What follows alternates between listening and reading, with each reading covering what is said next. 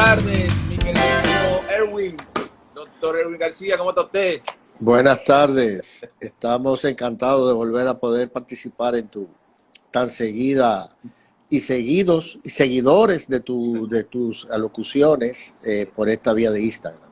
Hermano, te agradezco muchísimo siempre el favor, la oportunidad de poder interactuar, de poder llevar información. Yo creo que nosotros los padres, estoy seguro que los padres, nuestra prenda más preciada son nuestros hijos, y siempre un buen pediatra, un buen consejo puede ayudarnos muchísimo, y más cuando se presentan situaciones de salud en ellos que no sabemos cómo actuar. Yo sé que tú eres una de las especialidades que tiene más llamadas en la madrugada. Tú debes tener mucha demanda en las madrugadas por padres, y más cuando son primerizos, ¿sí o no, Eru? La verdad es que con el tema y el trabajo que están haciendo ustedes los comunicadores a través de estas vías, la población regular, no estamos hablando de clase media, media alta, sino incluso la clase de más humildes recursos, Sí. están en contacto con programas tan valiosos como el tuyo y van nutriéndose cada vez del pan, de la sabiduría que ustedes les transmiten día a día. Y la verdad que no es lo mismo ser pediatra ahora que cuando yo comencé este oficio hace 30 años. Ahora es mucho más relajado, la gente está más orientada y tiene un conocimiento general de las cosas que le permiten tener una visión más o menos aérea, pero muy bien orientada, y molesta menos, la verdad, porque que hace 20 años. O sea, ahora es muy cómodo ser pediatra, muy cómodo. Y no digo yo con esto con San Google, el doctor Google, que todo lo sabe, todo lo lee. Sí. Erwin, Mira, déjame hacerte una aclaración con el tema de Sí. San Google. A veces, en un principio lo encontramos mal, pero hoy en día, gracias a Google y a otras oportunidades que tienen los consumidores de las redes, el ejercicio no solo de la medicina, de la ingeniería, de la economía, obliga al médico, obliga al ingeniero, obliga al economista a estar más al día, porque el consumidor, a propósito de tu programa, Sí. tiene unos conocimientos que exigen que uno tenga más, no más conocimientos, sino esté up to date, esté al día de lo que estamos hablando. Sí, me imagino, porque ya hoy día uno manda a hacer unos análisis, inmediatamente está buscando la información en Google, a ver qué, ya los padres vienen preparados como, mira, puede ser esto, y ya tú tienes que responder preguntas técnicas, vamos a decir, ¿verdad? De alguna forma u otra. Y Dios líbrame que tú no te hayas leído el tema un par de días antes. Doctor, antes de hablar, tengo preguntas y sé que nuestros seguidores también la tendrán. Yo he iniciado con algunos amigos profesionales de diferentes áreas una breve conversación e interacción con respecto a la vocación. La vocación. Sabe que hay muchos muchachos, muchos estudiantes ahora que salen de bachillerato, por ejemplo, Chaní, tu querida Chaní, mi hija, que ya entra a la universidad este año, y viendo esta incertidumbre de qué carrera elegir, igual nosotros, a mí me pasó también, a su mamá, o sea, todo el mundo como a veces estamos indecisos de qué carrera elegir. Y lo que he decidido es, cada vez que tenga la oportunidad de hablar con un profesional, tomar unos minuticos, breves minutos, para que nos expliquen el por qué, cuál es, según tu parecer, cuál es las características que debe tener, ¿verdad? Un profesional de la carrera de pediatría, específicamente. ¿Qué tú crees? ¿Cuáles son los puntos claves y las cosas de vocación que debe tener un estudiante o una persona que aspire a ser pediatra? Mira, me estás haciendo la pregunta y lastimosamente no puedo enseñar cómo se engrifan los pelos de mis vellos, de los antebrazos míos. Porque yo llegué a ser pediatra por una casualidad. Yo estuve durante muchos años ayudando al doctor José Joaquín Puello como su asistente en neurocirugía, tanto en la medicina privada como en la pública, porque le conocí en el Hospital de San Isidro cuando yo era asimilado militar, y yo entendía que yo iba a ser neurocirujano.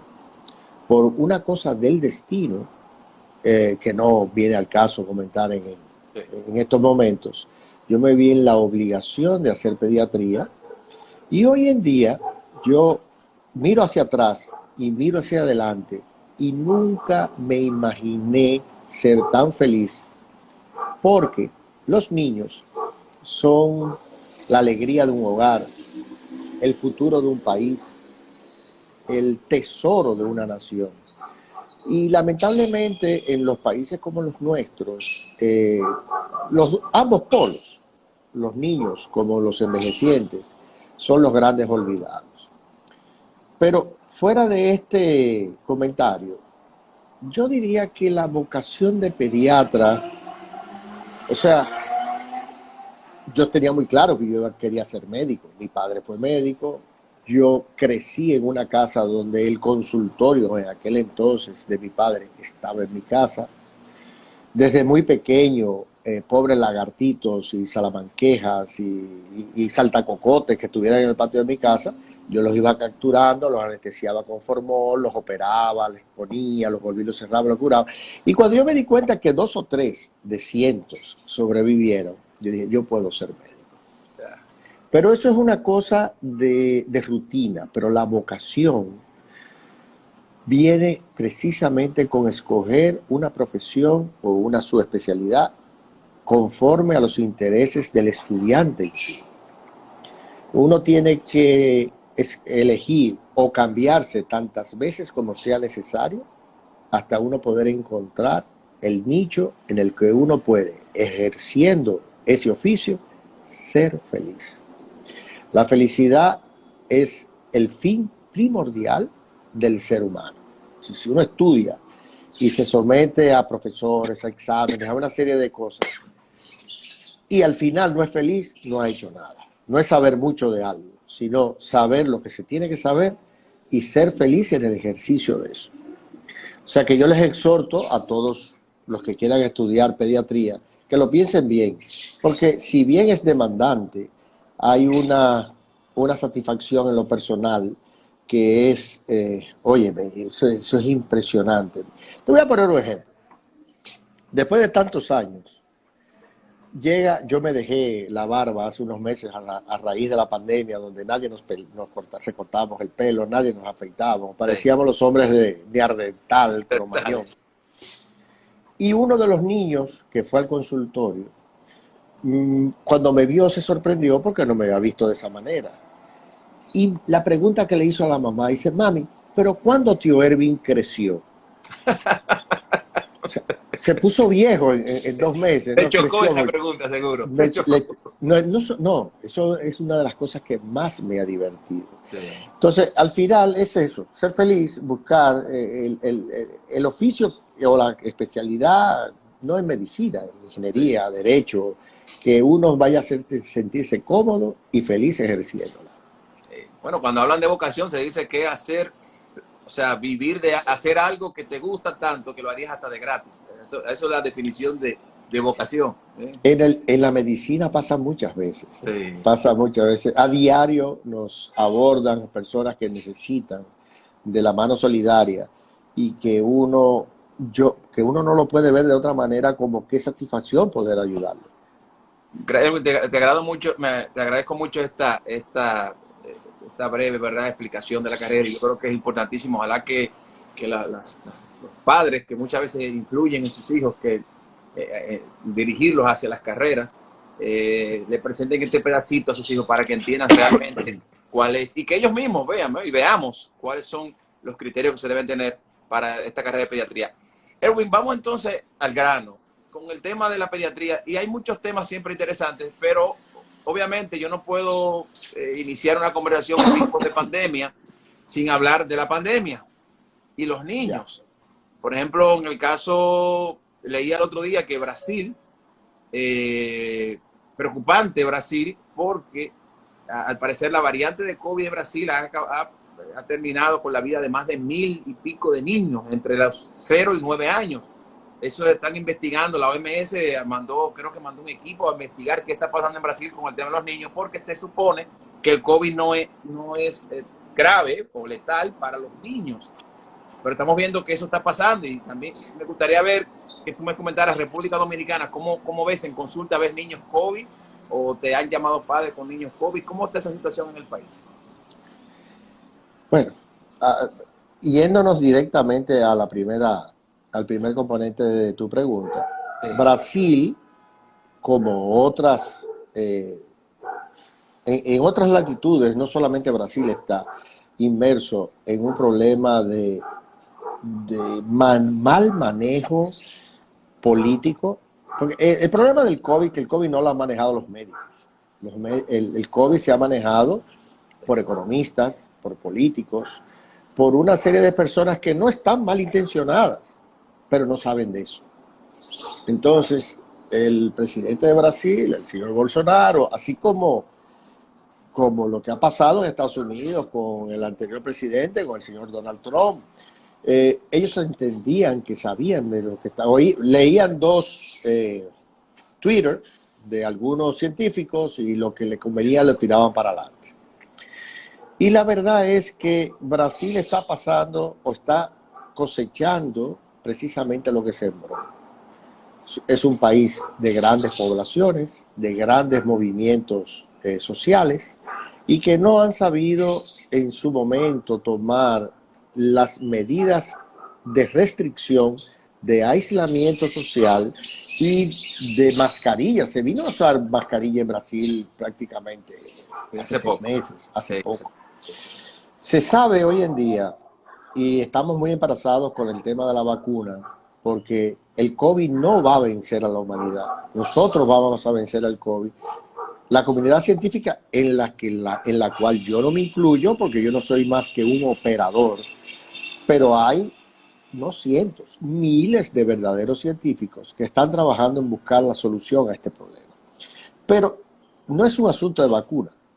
Se ha demostrado que el uso de la mascarilla y el aislamiento, el mantener ese 1,5 metros, 2 metros de distancia entre las personas cuando estamos en un ambiente fuera del círculo familiar, es tan protector o incluso mejor de momento que la misma vacuna. Eso no desmerita el efecto de la vacuna. Tomando la segunda parte de tu cuestionamiento, República Dominicana, mira, la verdad es que nosotros tenemos que sentirnos orgullosos. No sé si es por manejo o es por raza, porque para matar a un dominicano hay que pasarle con un camioncito de aijazo con matachivo, darle, echar para atrás y volverle a dar. Pero nosotros hemos tenido una incidencia de casos, una mortalidad general y sobre todo una mortalidad infantil mínima. Puede ser un asunto de tipo racial, puede ser que intervengan ahí temas de tipo climatológico. Somos un país subtropical donde hace mucha humedad, frío o calor, pero a la media hora ya puedes salir y bañarte en la playa porque hace sol. Y definitivamente los niños en nuestro país todavía mantienen lo que estudiamos en un principio y que aconsejábamos, o sea, lo tomamos como prácticamente como un dogma, de que los niños son seres que se contagian menos que los adultos y que tienen consecuencias mucho menos severas que las del adulto. Más adelante probablemente saldrán las preguntas de si los niños tienen que ir o no a clases. Lo dejaremos en el transcurso del desarrollo. Pero pudieras decirlo ahora. ¿Crees que se pueden abrir, se deben volver a clase, a reaperturar la clase en este momento o crees que debe esperar agosto o septiembre? Bueno, es un asunto ya de logística, que hay que ver en el calendario habitual, normal, que se hacía antes de la pandemia. Los años escolares estaban prácticamente finalizando. Los pequeñitos estaban más en fiestecitas infantiles y los niños del bachillerato, los que estábamos de octavo para abajo, estaban organizando grupos para su fiesta de graduación.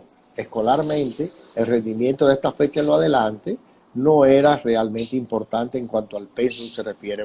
Era un espacio para exámenes, para valorar lo que se había aprendido durante el curso. Repaso. Pero sí, estamos en eso. Pero la pregunta, ¿debiera iniciarse el año escolar, yo era muy renuente a que eso se hiciera. Pero ahora, mirando cómo se ha desenvuelto la sociedad y cómo pretende desenvolverse ella misma en los futuros meses, no tiene sentido mantener los niños en casa. ¿Por qué? Porque si los niños son los que menos infectan, los niños son los que menos infectan, y encima de todo ello, son los que menos consecuencias de gravedad tienen en relación a la enfermedad, y dejamos este comentario ahí aparcadito un segundo, y lo sumamos al que te voy a hacer, y los padres estamos trabajando, yendo a bancos, ahora que se ha flexibilizado el toque de queda, y ahora que son las 7:22 de la noche de un miércoles, nos acercamos a todos los lugares de ocio, llámese bares, restaurantes, en fin, mira, funerarias, porque hace un año nadie iba al entierro de nadie. Hay que ver ahora, tenía que ser un... Hoy hasta se robaron un ataúd hoy. Para que lo sepa. En una funeraria. En una funeraria. No, hace un año tenía que ser un político de muy renombrado estatus para que la gente fuera los lambones de siempre que se van y se mueven ahí y dan el pésame, ¿no? Ahora mismo todo se mueve porque el ser humano no ha podido saberse recoger. Nosotros, no los dominicanos, estamos hablando de argentinos, estadounidenses, alemanes, en fin. No tiene sentido que los únicos que estén aislados en la casa sean los niños. Ahora retomo la parte, dije, vamos a dejar aparcado el tema del comentario que hicimos con respecto a los niños. Yo tengo pacientes, bueno, yo no los llamo pacientes, los sobrinos de mi consultorio, como los tuyos, tus hijos, que son mis hijos y son mi razón de ser.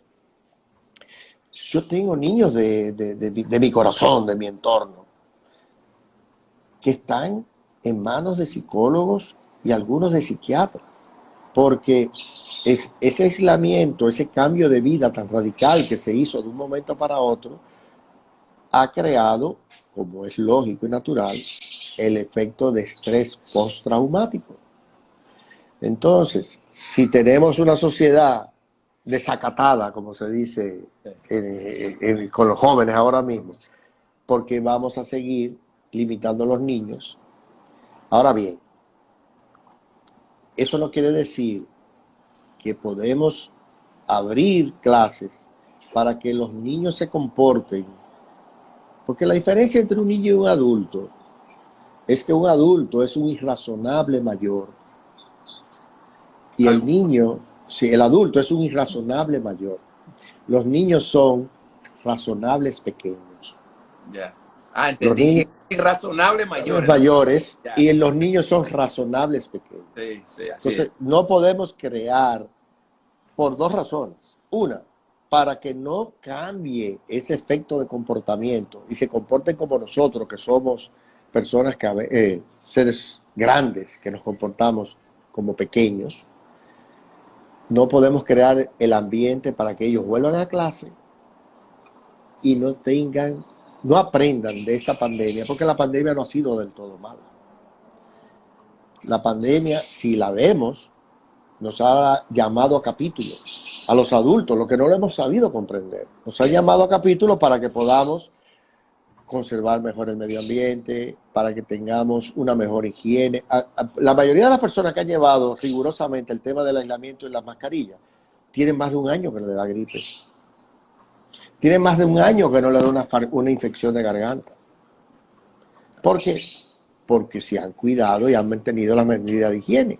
En el último mes murieron una cantidad de niños relacionados con esto. Me gustaría que me vieras ahí también una pincelada de qué ha pasado, cuál es tu parecer con respecto a esto, y que nos explicaras qué es la difteria para los padres que no conocemos que es la enfermedad. Perfecto. Vamos a empezar por esa última parte. Sí. La difteria es una enfermedad que debe de tener probablemente 800.000 años de conocimiento y de afectación de manera importante y letal en la humanidad. Con el tiempo, a través de las investigaciones del doctor Pasteur, que fue una de las personas que más ha revolucionado el tema de la salud en el mundo. Se conoce que las enfermedades infecciosas, sean virales o bacterianas, que en este caso es una bacteria, el Corynebacterium diphtheriae, pueden ser no solamente prevenibles, sino incluso de manera en grandes masas sociales, en grandes poblaciones, limitar sus consecuencias y de manera muy importante su mortalidad. Cuando yo comencé a estudiar pediatría, y déjame el tema de cuándo fue eso, porque hace mucho tiempo de eso, la difteria todavía era una enfermedad que hacía mella importante en los países del tercer mundo, llámese América Latina. Si nosotros este comentario en aquel momento lo llevamos a la otra parte de la frontera, todos los niños con difteria, todos los niños se morían. Porque el Corynebacterium diphtheriae, esa bacteria, afecta, tiene una toxina como todas las bacterias, y esa toxina hace que el organismo de manera incluso de manera defensiva cree sustancias que producen una membrana que obstruye la vía aérea, y esa membrana se convierte como si fuese como un cartílago, llega a convertirse en un cartílago donde si uno mira la garganta del niño y del adulto, sí, porque hay adultos que la sufren también, y los viejitos que no están vacunados también se pueden fastidiar. Indudablemente es como un tapón en la vía aérea superior que impide la entrada de aire a los pulmones, y el afectado termina muriendo por insuficiencia respiratoria.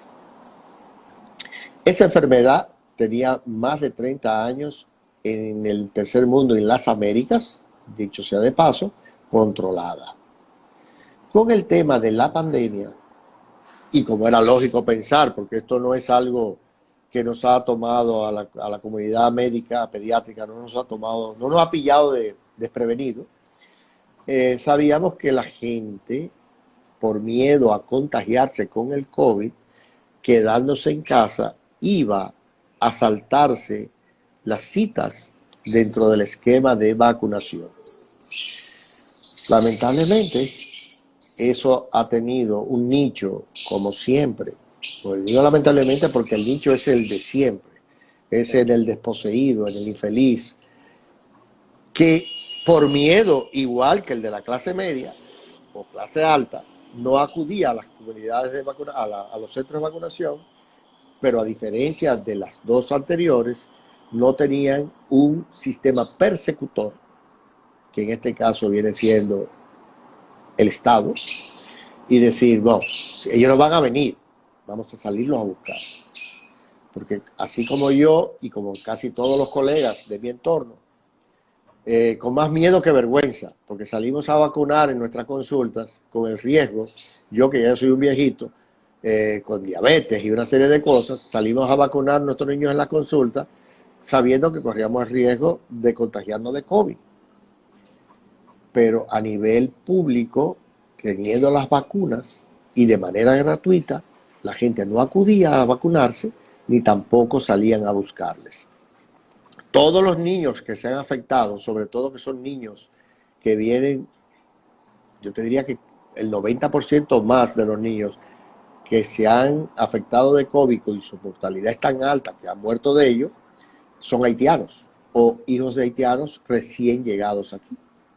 De hecho, hay un caso muy lamentable de una de las personas, de los residentes haitianos en nuestro país, que en vista del tema del COVID aquí, los llevó a Haití, porque en un principio en Haití había menos casos de COVID que en nuestro país, y esa persona allá se saltó porque todos los que se han infectado no habían cumplido con el esquema de vacunación, ni siquiera ni una dosis de la vacuna contra la difteria, y han llegado a Haití, no se vacunaron y se infectaron se infectaron, perdón, de la difteria y han venido con esos casos buscando la asistencia médica, que es de más calidad por muchísimo que la que ofrecen en su país, y han comenzado el contagio a nivel de su entorno y propagándolo más allá de él.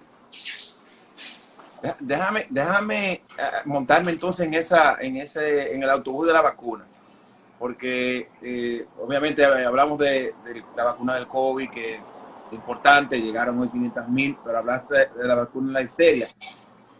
¿Qué tan importantes es las vacunas? Y obviamente creo que es una pregunta muy obvia, pero hay muchos padres que tal vez no sea tan obvia. Hay personas que todavía hoy día no creen en las vacunas y le achacan a las vacunas muchísimas situaciones y hasta condiciones de niños especiales la han relacionado con vacunas, y hay hasta un grupo, un sector que habla de no vacunas, o sea, que es contra la vacuna. Me gustaría que tú me hicieras ahí rápidamente también una radiografía de por qué es importante este protocolo de vacunas, ponérselo a nuestros niños. Bueno, la verdad que tu pregunta es una sentencia.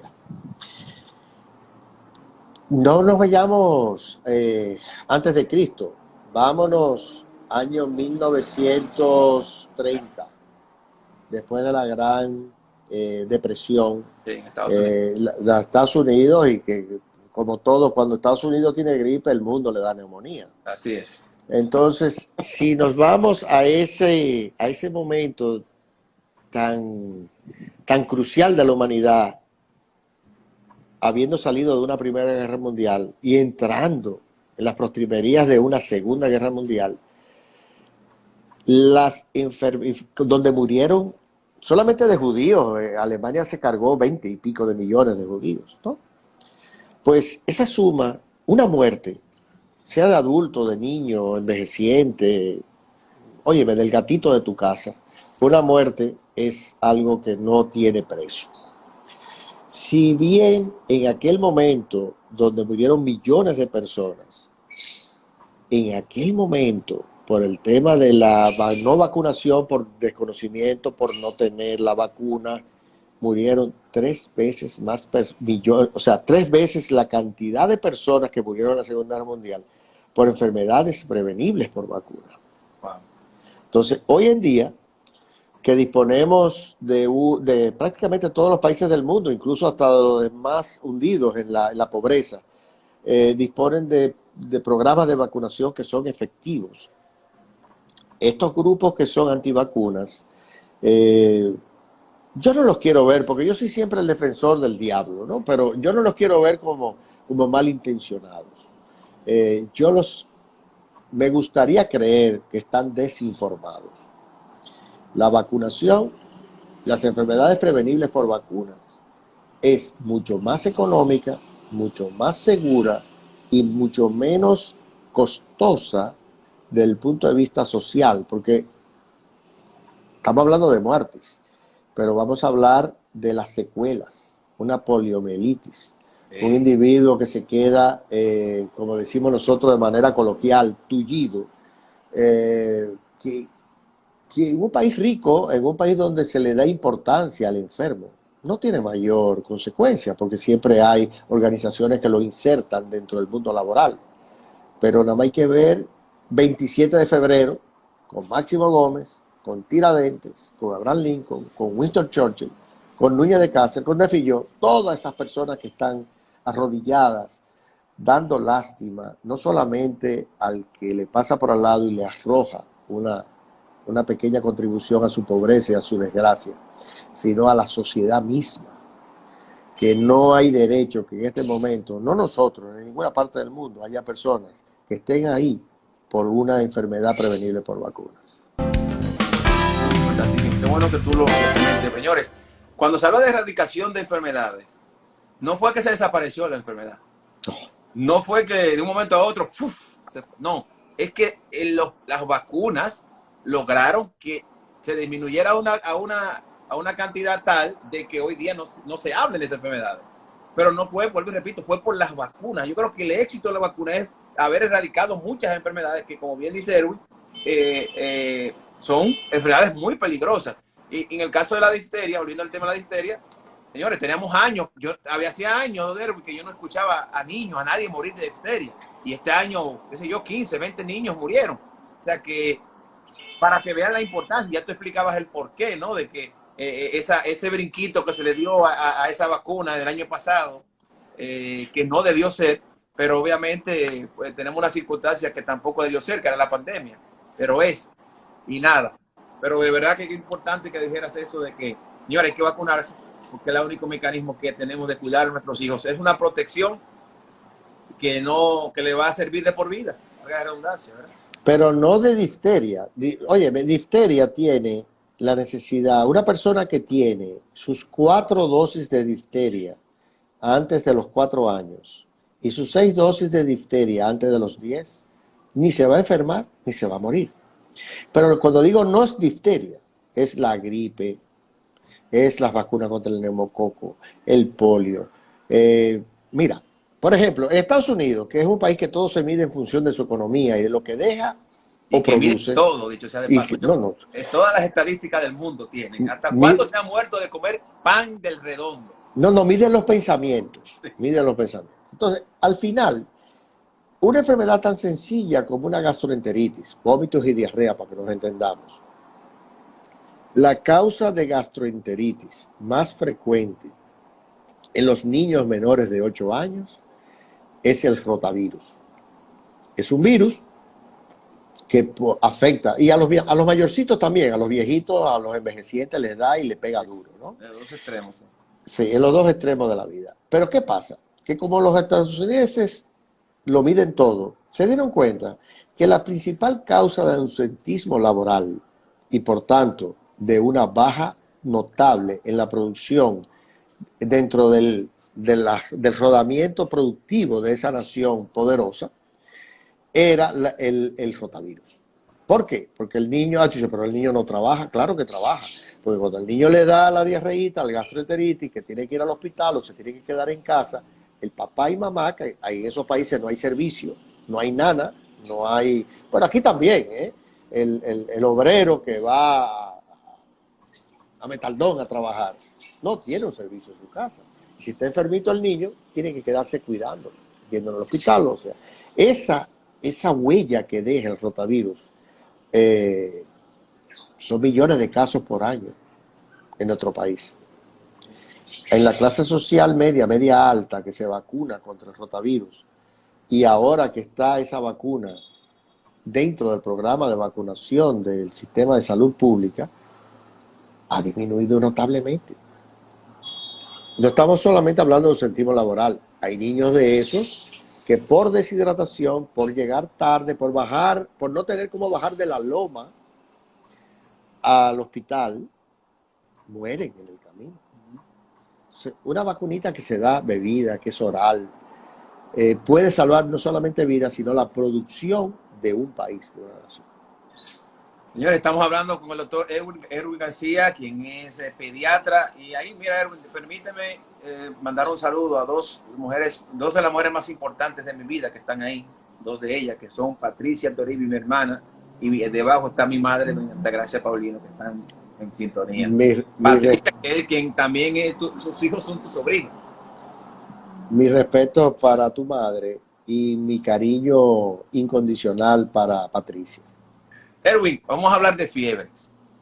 La preocupación, lo que despierta a un papá, a una mamá en la noche, lo que no hace dormir bien a los padres y a los niños, la fiebre, un síntoma que nos alerta y que nos alarma.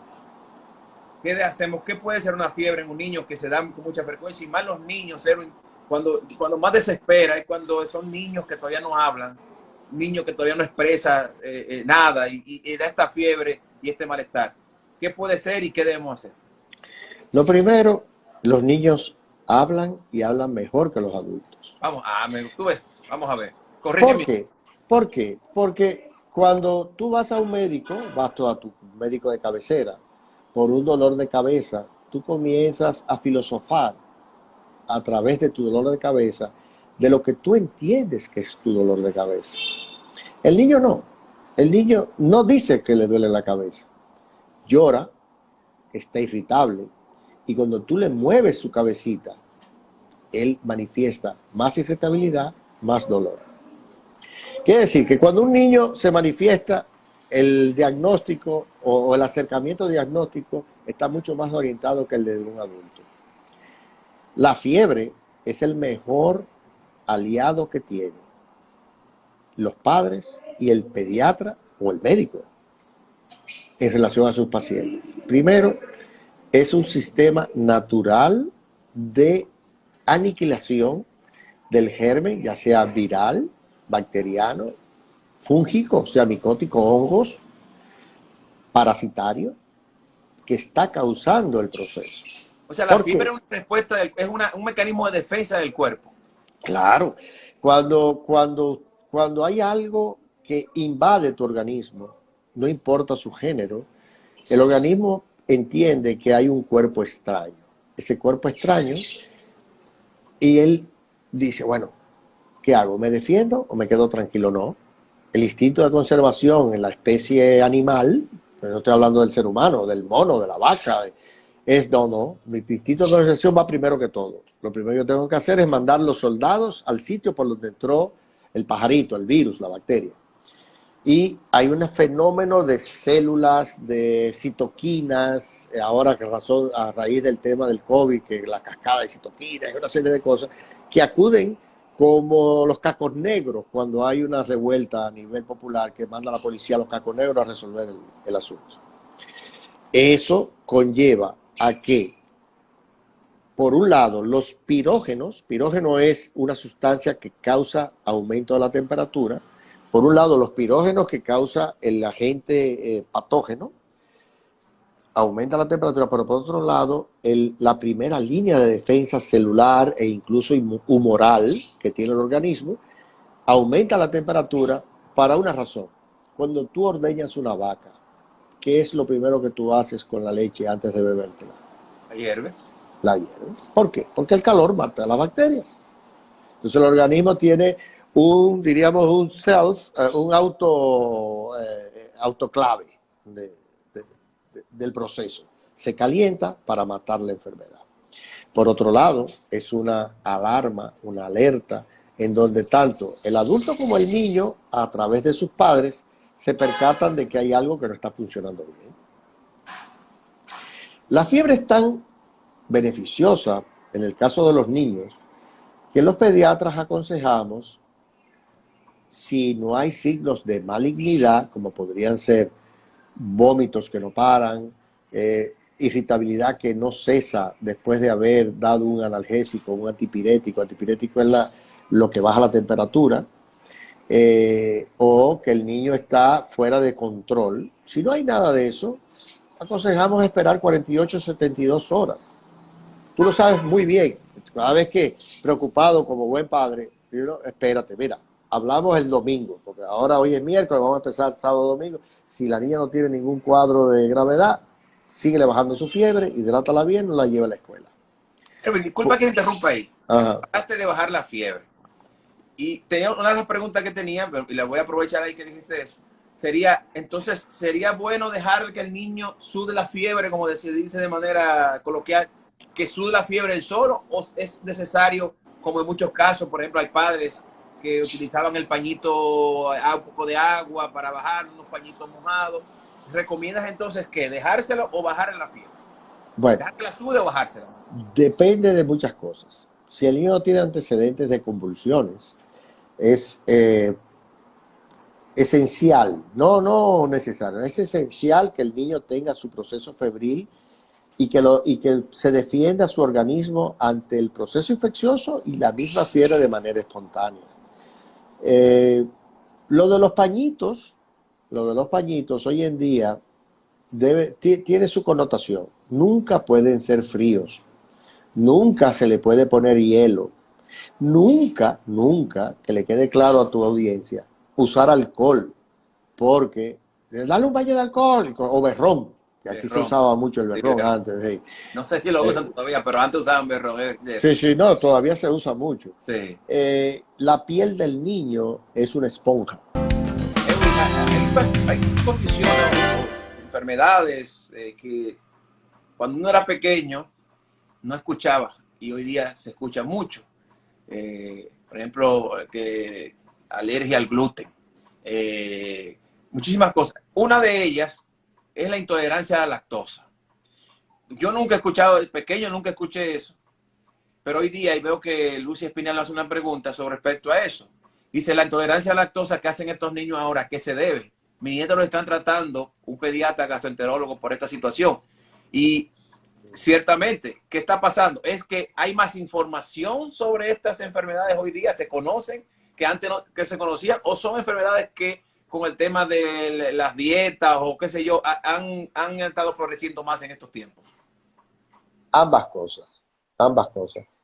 De cada niño con problema gastrointestinal, que bien sea dolor, cólico, diarrea, pobre ganancia ponderal, o sea, no gana peso, de cada 10 niños, 8 o quizás más se deben a intolerancia o alergia a la proteína de leche de vaca, no a Wow. la lactosa. Wow. No a la lactosa. Okay. La lactosa es un padecimiento, o sea, la intolerancia a la lactosa es un padecimiento de niños un poquito más mayores, incluso de los adultos. ¿Por qué? En el intestino, así como había se necesita una flora bacteriana competente, hay una serie de enzimas que se producen en ella, entre ellas la lactasa. Lactosa, lactasa. Es un azúcar que la lactosa es un azúcar que necesita de una enzima para poderse digerida que se llama lactasa. En la medida que el ser humano y las intolerancias o alergias a la proteína, a la lactosa, se consideran ahora enfermedades de un primer mundo. Porque, por ejemplo, o por ejemplo no, dalo por un hecho.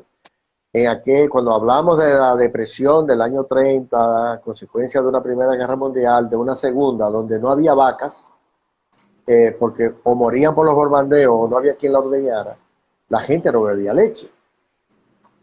Después, el ser humano, una vez ha resuelto su problema social, se volca en el extremo opuesto. Entonces, es muy normal que te digan, no, no, no, ese niño tiene que tomarse 8 o 9 onzas de leche todos los días. Que no está mal, pero es una obsesión de la gente que coma la leche, tome su leche, que es su queso, que el yogur y tal y tal. Llega un momento que la carga de lactosa que tiene la leche de toda la especie animal, o sea, la mona, la camella, la hembra del hombre, o sea, la mujer, todas sus leches tienen lactosa como azúcar. Es el azúcar de la leche de la especie humana. En la medida que tú más ofreces y consumes leche con lactosa, pues el pool de enzima de lactasa puede verse reducido e incompetente porque tú le estás ofreciendo más de la que tu organismo produce. Pero definitivamente tu oyente tiene un niño que su pediatra le está tratando conforme a lo que los protocolos de hoy en día dicen, y el tema de la lactosa, de la intolerancia o alergia, se puede manejar hoy en día no solamente con la supresión de leche o leche sin lactosa, sino que hay medicamentos, o sea, hay lactasa exógena que tú puedes tomar, incluso para los niños, darle cantidades de lactasa que ayuden a la digestión de esa leche. Erwin, de verdad que contigo se nos va el tiempo, demasiado corto. Esta hora se hizo muy corta porque tenemos tantas cosas y tú nos das tantas informaciones que siempre nos quedamos como con deseo de más y más y más. Ojalá poder tenerte prontamente de nuevo con nosotros y poder seguir compartiendo contigo y de tus conocimientos de medicina y de pediatría, que de verdad son tan útiles y aportan tanto a nuestros seguidores. Una última, así una ñapa, Erwin. Los padres obsesionados, y tú sabes que conozco algunos, con la alimentación de sus hijos, que están comiendo bien. Para un papá nunca los hijos, y más a una madre, que el niño no está comiendo bien. Y es cuándo, en qué momento, Erwin, así, y dilo lo más corto posible, porque sé que el tiempo se nos fue. ¿En cuándo o qué cantidad es la correcta que debe comer un niño en los primeros 6 meses, el primer año de vida? Porque obviamente los primeros 6 meses es la leche materna, pero en esos periodos de esas primeras comidas, ¿qué tanto es mucho y qué tanto es poco? No los primeros 6 meses, no el primer año, no los primeros 3, sino los primeros 10 años de vida. Son, la cantidad dependerá del porcentaje de crecimiento, de su curva de crecimiento, tanto longitudinal como ponderal de peso. Si su curva está dentro de los límites normales y los análisis que solemos procurar los médicos, en este caso los pediatras de nuestros pacientes, están dentro de los rangos y los valores normales, puede que la madre, el padre, la abuela, los que comen poco, no hay necesidad de dar más comida de la que está el niño consumiendo. No hay 2 gotas de agua en la naturaleza igual. De hecho, hay una anemia que tienen los niños de manera fisiológica, los primeros 4 años de edad, que si tú tienes la hemoglobina o el porciento de hematocrito que tienen esos niños a tu edad, tu médico de cabecera dirá, a ti hay que ingresarte a hacerte una transfusión sanguínea. Y sabemos hoy en día que eso en los niños no hay absolutamente ninguna preocupación ni nada que debamos de hacer. Erwin, de verdad que muchísimas gracias, señores. El doctor Erwin García estuvo con nosotros. Tienes un compromiso conmigo y con todos nuestros seguidores para prontamente tenerte de regreso para contestar muchas preguntas y seguir absorbiendo de tus informaciones. De verdad que te agradezco muchísimo que hayas tomado este tiempo para compartir conmigo y con nuestros seguidores. Me privilegias no solamente con tu solicitud, sino con tu amistad. Muchas gracias. Eres un comunicador que entiendo que hacen falta por lo menos 3 como tú, para que puedan llevar temas tan sencillos y tan naturales, tan rutinarios como el que hemos tratado hoy, pero con la categoría y el rigor con que tú lo haces. Te felicito de manera sincera. Gracias, Erwin. De verdad que un gran placer para mí y de verdad me honra tus palabras. Muchísimas gracias, señores. Gracias a todos. Erwin García estuvo con nosotros, nuestro queridísimo pediatra de cabecera y amigo de muchos años. A todos ustedes, muchísimas gracias. Pasen excelente noche. Bye bye. Chao.